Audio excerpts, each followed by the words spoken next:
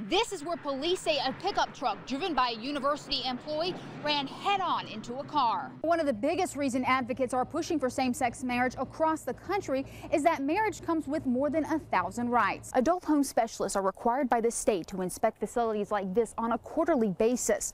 Although in Buncombe County, local officials tell me they sometimes go out once a month. We're live in Asheville, and boy, what a difference it makes compared to Spartanburg. It is extremely cold and windy. The only place you won't find snow is on the roadways. That's Interstate 385. Because I didn't recognize the number, I didn't pick up. However, I called back a few minutes later and found out that I too was the winner of a 2-day cruise. To secure my prize, I just needed to pay $59. After the man realized he didn't get what he paid for, police say he chased down the suspects in his car. They couldn't even get to their front door. They stopped right where I'm standing because of all of this slippery mud. School officials here in Transylvania County had to make a call that no parent wants to get.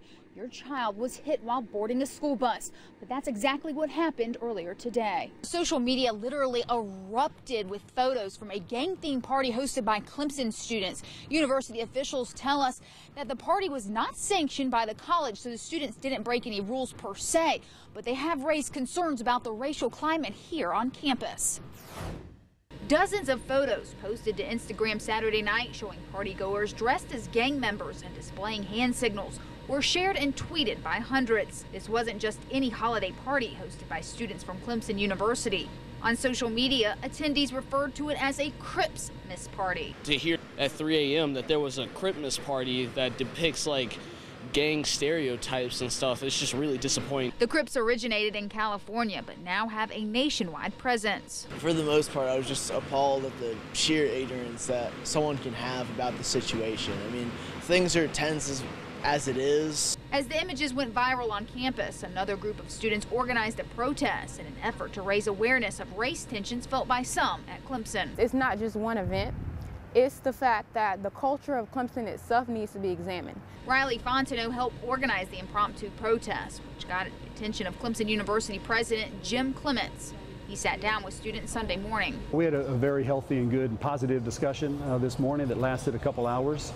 Had a chance to share a lot of ideas and really talk about creating an environment where students respect each other, value each other, and this was a good step in the right direction. Clements later addressed all students in a statement saying, "I plan to host a series of events in early 2015 to foster productive discussion and unity that includes a broad segment of the campus, and I hope that I can count on your active participation." Fontenot believes it's going to take a lot of work by the administration to foster real change. She says this isn't the first time Clemson has dealt with racial insensitivity among its student body. Sure, you think it's a parody, but I think it's parallel to the Martin Luther King blackface incident from 7 years ago. That party in 2007 was also held off campus. Students dressed up and some painted their faces black. The photos were uploaded to Facebook. The organizers eventually apologized for their actions. As for Fontenot, she hopes more comes out of this most recent incident. Not all students we talked today thought the party or the pictures were a big deal. We did, however, attempt to contact those who did post the photos online. However, their accounts were either removed or blocked. We're live at Clemson. Emily Pace, 7 on your side.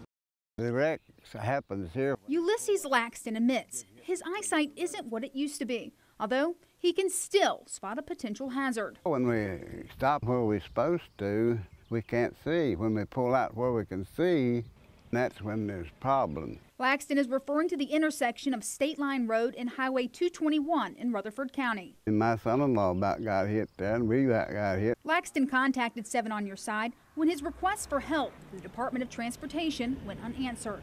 I later found out he's not the only person concerned about the brush and the growing danger. Yes, it's very hard to see. I've almost had a guy pulling in from that road hit me head on. But I wanted to experience it for myself.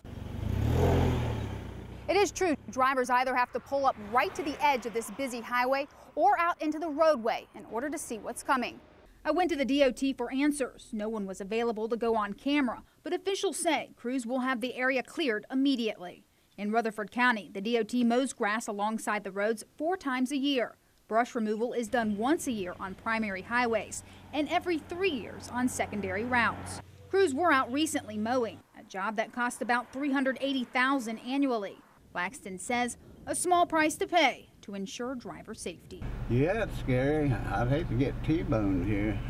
In Rutherford County, Emily Pace, 7 on your side. Voters in South Carolina will return to the polls in a few short months, and for many, it's a privilege. If I don't go vote, then I have no right to complain at all about anybody who is in office. But what happens when the people you choose are removed from office? In the past year, more than a half dozen elected officials have been in trouble with the law. It certainly doesn't do the process much good when you have a rash of these instances. Just this week, Simpsonville Mayor Perry Eicher was charged with threatening a judge. The governor plans to suspend him from office. Back in January 2013, former Abbeville County Sheriff Charles Goodwin pleaded guilty to misconduct in office. That same year, former Westminster Police Chief Johnny Bannister was charged with embezzlement, forgery, as well as misconduct in office.